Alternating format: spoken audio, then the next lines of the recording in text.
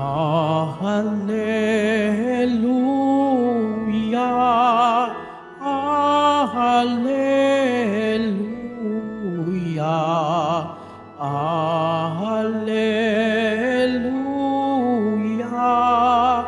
Hallelujah.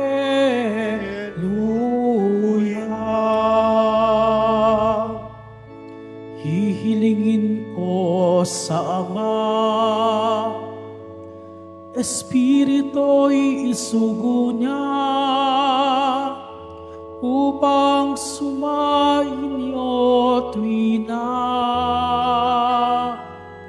Hallelujah, Hallelujah, Hallelujah,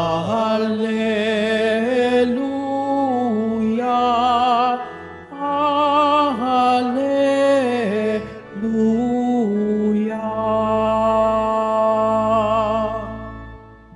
Sumainyo ang Panginoon.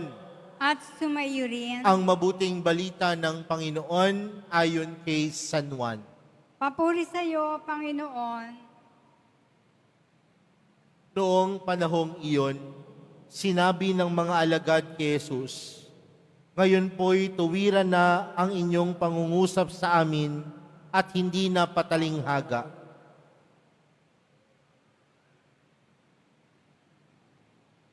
Noong panahong iyon, tumingala si Jesus sa langit at ang wika, "Ama, dumating na ang oras. Parangalan mo ang iyong anak upang maparangalan ka naman niya. Sapagkat pinagkalooban mo siya ng kapangyarihan sa sangkatauhan upang magbigay ng buhay na walang hanggan sa lahat ng ibinigay mo sa Kanya. Ito ang buhay na walang hanggan, ang kilalnin kanila ang iisa at tunay na Diyos at si Jesucristo na iyong sinugo. Inahayag ko rito sa lupa ang iyong karangalan. Natapos ko na ang pinagagawa mo sa akin. Kaya Ama, ipagkaloob mo sa akin ngayon ang karangalang taglay ko sa piling mo bago palikain ang sanlibutan. Ipinakikilala kita sa mga taong ibinigay mo sa akin mula sa sanlibutan. Sila'y iyo, ibinigay mo sila sa akin at tinupad nila ang iyong salita. Ngayoy alam na nilang mula sa iyo ang lahat ng ibinigay mo sa akin, sapagkat itinuro ko sa kanila ang lahat ng aking nabatid sa iyo at tinanggap naman nila. Natitiyak nilang ako'y galing sa iyo at naniniwala silang ikaw nga ang nagsugo sa akin. Idinadalangin ko sila, hindi ang sanlibutan, kundi ang lahat ng ibinigay mo sa akin, sapagkat sila'y iyo. Ang lahat ng akin ay iyo, at ang lahat ng iyo ay akin, at pararangalan ako sa pamagitan nila. At ngayon, ako'y pupunta na sa iyo. Aalis na ako sa sanlibutan, ngunit nasa sanlibutan pa sila." Mga kapatid, ang mabuting balita ng Panginoon. Pinupuri ka namin, Panginoong Hesukristo. Magsiupo muna po ang lahat. Magandang tanghali po sa inyong lahat. Pwede bang batiin natin ang isa't isa ng magandang tanghali? Mga kapatid, patuloy po tayong nagnililay ngayon pa din pong panahon ng Pasko ng muling pagkabuhay. At nung nakaraang linggo po, ang ating ipinagdiwang ay ang pag-akyat ng Panginoon sa kalangitan. At marahil ang isang bagay na iniisip natin nang umakyat si Jesus sa kalangitan ay para tayong iniwanan na lamang. Pero alam natin ang kwento, mga kapatid, ang pag-alis at pag-akyat ng Panginoon sa kalangitan ay hindi lamang upang tayo ay iwanan, upang ihiwalay ang sarili niya sa atin, bagkus ito'y pagpapaalala sa atin na merong iiwan ang Panginoon. At ano po ang iiwang pangako ng Panginoon? Ipadadala niya ang Espiritu Santo. Kaya nga ngayong darating na linggo, yan po yung pagdiriwang po natin, ang pagdiriwang ng Pentecostes. Pero mga kapatid, kung titingnan po natin ang buhay ni Jesus, lagi po siyang nagbibigay parangal. At yung karangalan ay pinagkakaloob ni Jesus, yung pagbibigay niya ng parangal, ay hindi lamang po napapatungkol sa kanyang sarili. Sa panahon po kasi natin ngayon, madalas lamang parangalan, hindi ang ibang tao.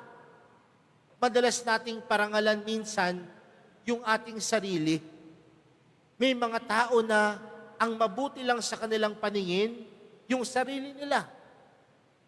Yung tipong sila lamang ang walang kapintasan. Sila lamang ang hindi nagkakamali. Pero mga kapatid, tandaan natin, nung si Jesus ay narito sa lupa, siya ay nagbibigay parangal, hindi lamang para sa kanyang sarili. Bagkus sino ang pinararangalan ng Panginoon? Walang iba kundi ang Diyos Ama. Sa lahat ng ginagawa ni Jesus, ito'y nagbibigay parangal, hindi upang siya'y kilalanin bilang anak ng Diyos. Bagkus siya ay nagbibigay parangal sa lahat ng kanyang bagay na ginagawa sa Diyos Ama. At siguro po mga kapatid, ito po yung isang bagay na magandang mapagnilayan natin sa araw na ito. Bakit ba tayo gumagawa ng mabuti? Bakit ba tayo umiibig? Bakit ba tayo nagpapatawad? Bakit ba tayo humihingi ng tawad? Bakit ba tayo tumutulong sa kapwa? Hindi lamang upang parangalan ng sarili, kundi sa mga oras na tayo ay gumagawa ng mabuti, sa mga oras na tayo ay nagmamahal, sa mga oras na tayo ay nagpapatawad, sa mga oras na tayo mismo ay nagpapakumbaba at humihingi ng tawad, ang pinararangalan natin, walang iba kundi ang Diyos.